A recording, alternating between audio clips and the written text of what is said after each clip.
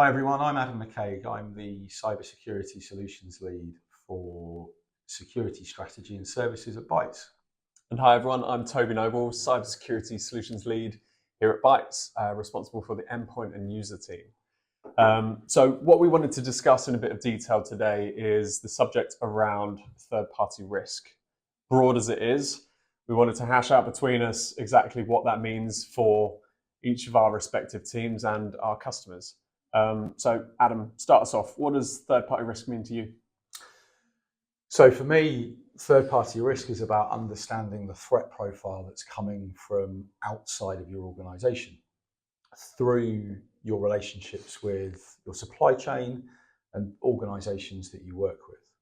I know that you spend a lot of time talking to customers this year about third-party risk in a slightly different way. So yeah, so for me and my team of endpoint and user, which is everything encompassing endpoint security, email, and identity security, from the lens of third-party risk, it's very much in that identity security bucket. So when we think about third-party risk, we're thinking about contractors, suppliers, third parties of some sort that have a legitimate reason to access your assets, your infrastructure, to do whatever role it is they're there to do as a service provider.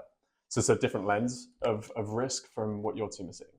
Absolutely. So with the work you've done with Bytes customers this year within your team, how have you seen that importance grow, and why are organizations asking you to support those types of threats to their organization? Yeah, so from the identity lens of third-party risk, we're seeing a general trend in the market of identity security maturity, bit of a mouthful, growing within our customer base. So they're no longer considering things like multi-factor authentication and single sign-on as priority projects, because a large portion of our customer base certainly have those boxes ticked. They're doing that reasonably well now, which certainly wasn't the case 5 years ago.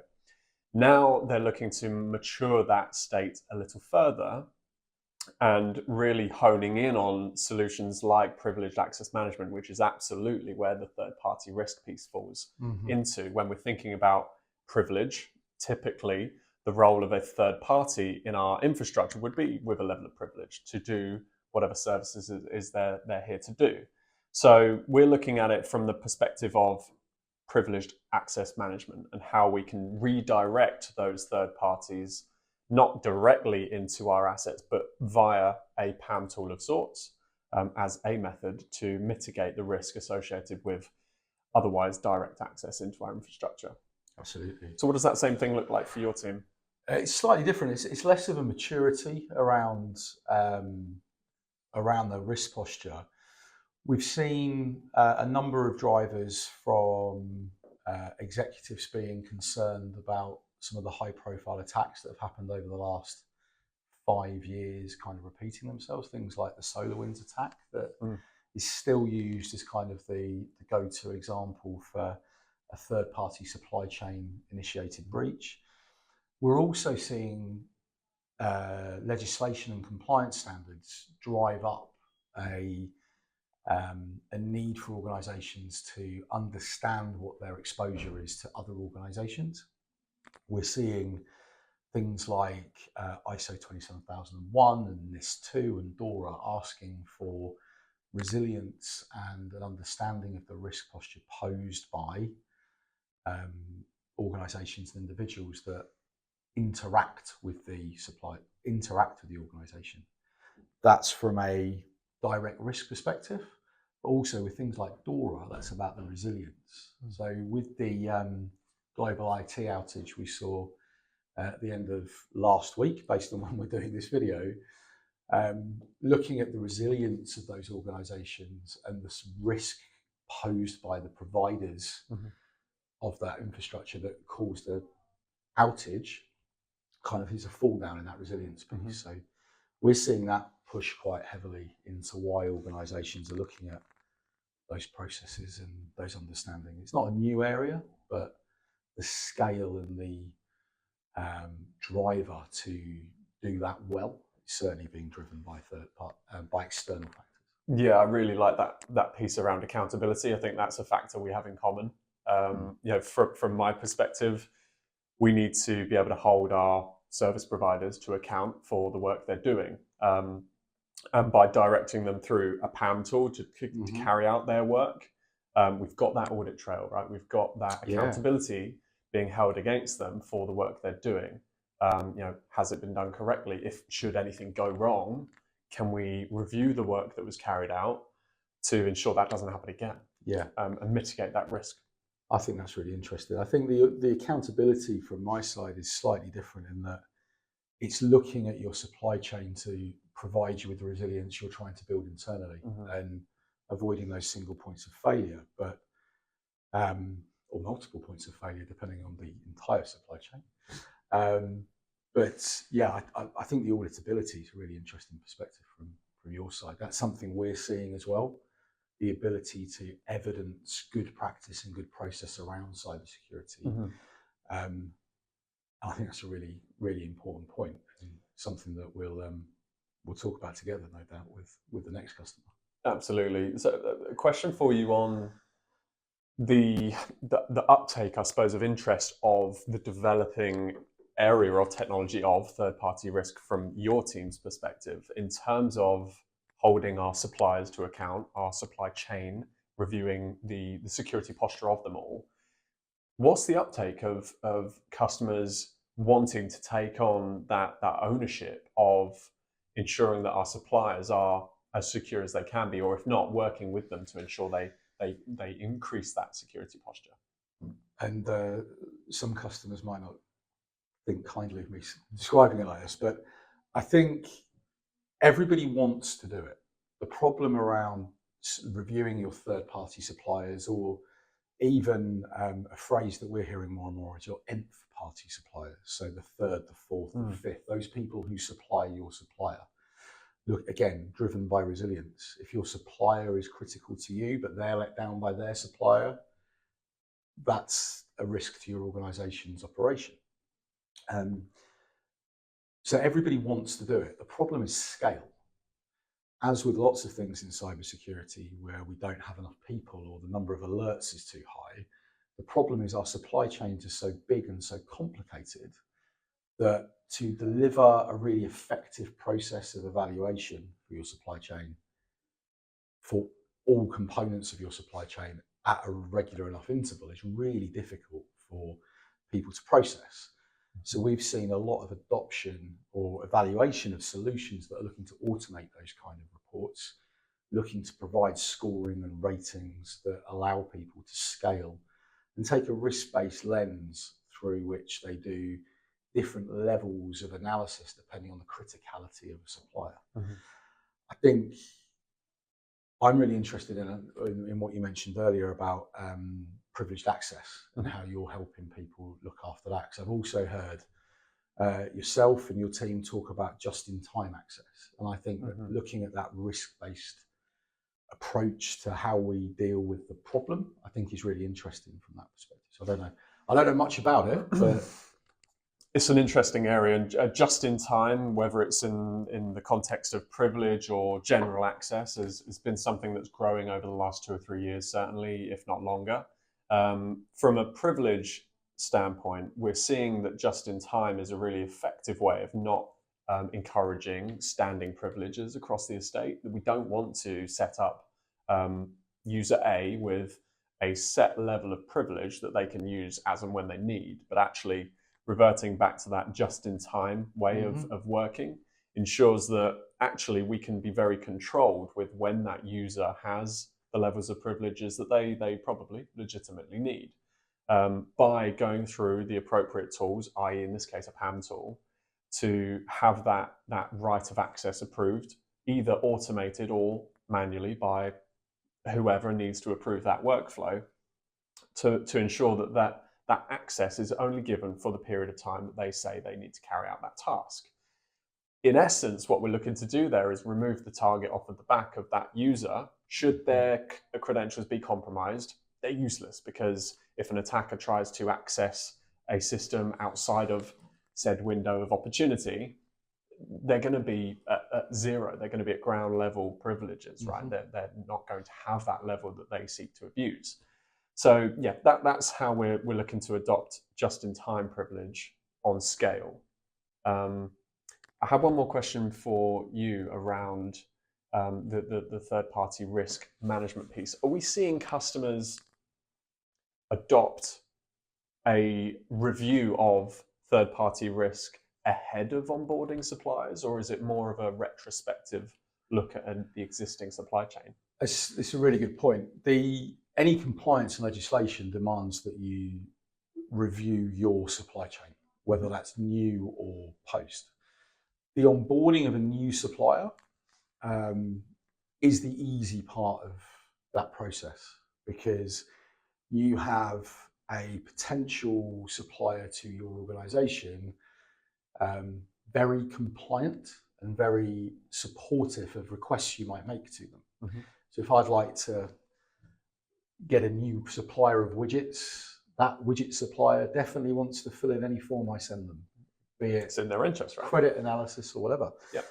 But if that's my existing supplier and this is a new requirement I'm putting upon them, it becomes quite difficult to them to work cooperatively with them, to do the reviews in a consistent and regular fashion.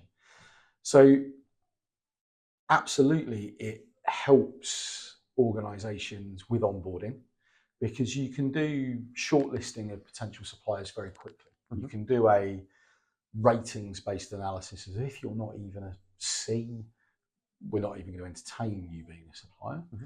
If you're above a C, we will look at where your weaknesses are and we'll work with you because you might be a really good person to work with for other commercial reasons. The challenge with existing people is the dialogue and the communication. So what we're actually seeing is the technology estate, the technology solutions providers are looking at providing workflow prompts, looking at providing collaboration within those systems so that you can identify where risks might exist with suppliers. You can ask them to remediate. You can alert and prompt on when those remediations may or may not have happened.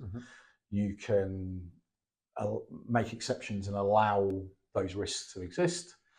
So we're seeing that be a really significant reason as to why people might invest in technology rather than just internal process. The traditional way of doing it is you send out a questionnaire when you get a new supplier.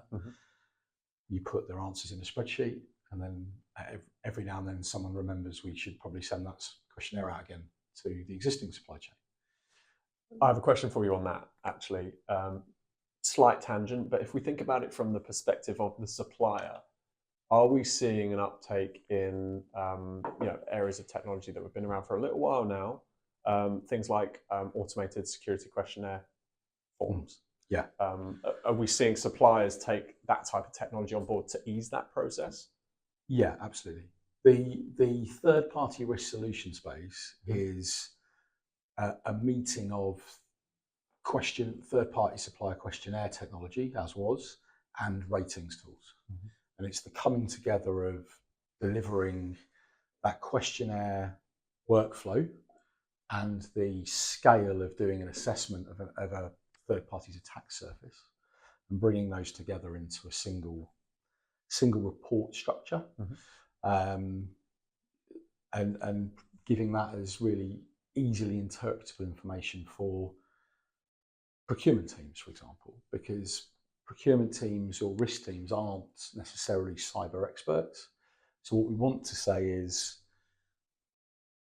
you'll be good and here's how you become A, and we'd like you to be A by this time.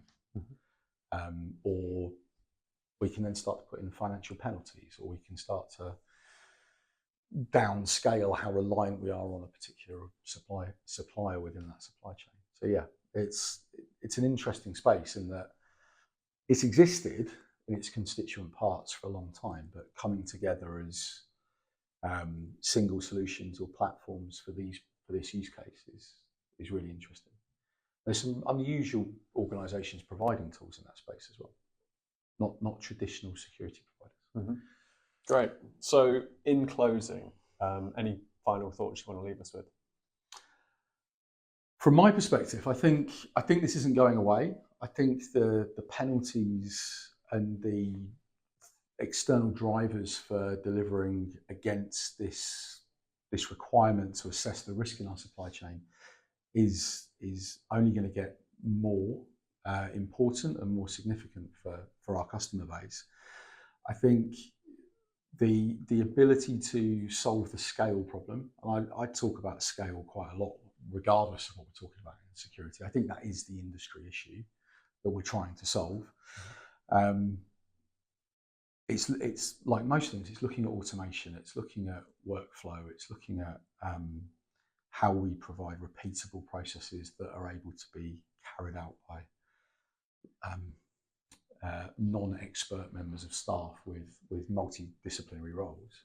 So I think it's staying. I think we're going to see greater adoption. I think we're going to see a commoditization of this type of technology over the next legislation cycle, so 2 to 3 years. Yeah. Yourself? Anything you want to leave us with? I'd echo the comments. It's not going away. From my perspective, from an identity lens, it's if anything, it's increasing in prevalence, in importance. It's way up on the agenda of CISOs and of boards in general, in terms of not taking for granted levels of access that individuals have, taking that approach of just-in-time access or privilege.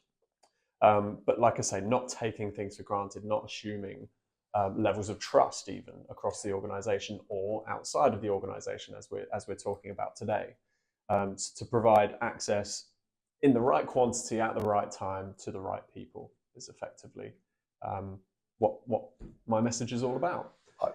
I think that's really, I like that message. There's so much that we talk about in terms of security posture and good security configuration that plays into really strongly for the conversations I and my team have with customers. So I think that's really good. So with your team, if any of our listeners are looking to find out more, or indeed want to take this conversation that one step further, what can they do with us?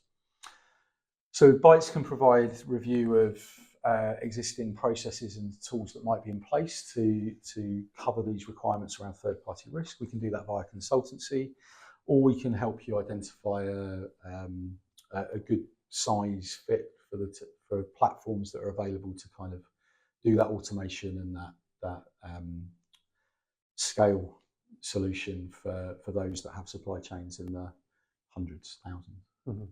So yeah, reach out and we can take you through how you're delivering today and what the opportunities look like. Right. And for yourself around the identity? Yeah, so from an identity perspective, my team run a lot of identity workshops, which can absolutely help to frame any given projects that you may have on the horizon.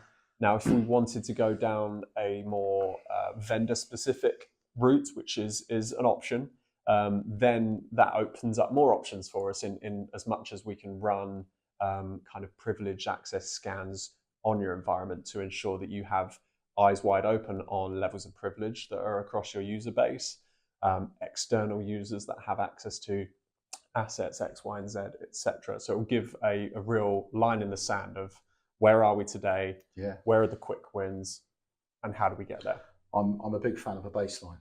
So probably something that if you haven't got that capability yourselves to have a look at. Ideal. Thanks, Adam. Thanks, Toby. Thanks for listening.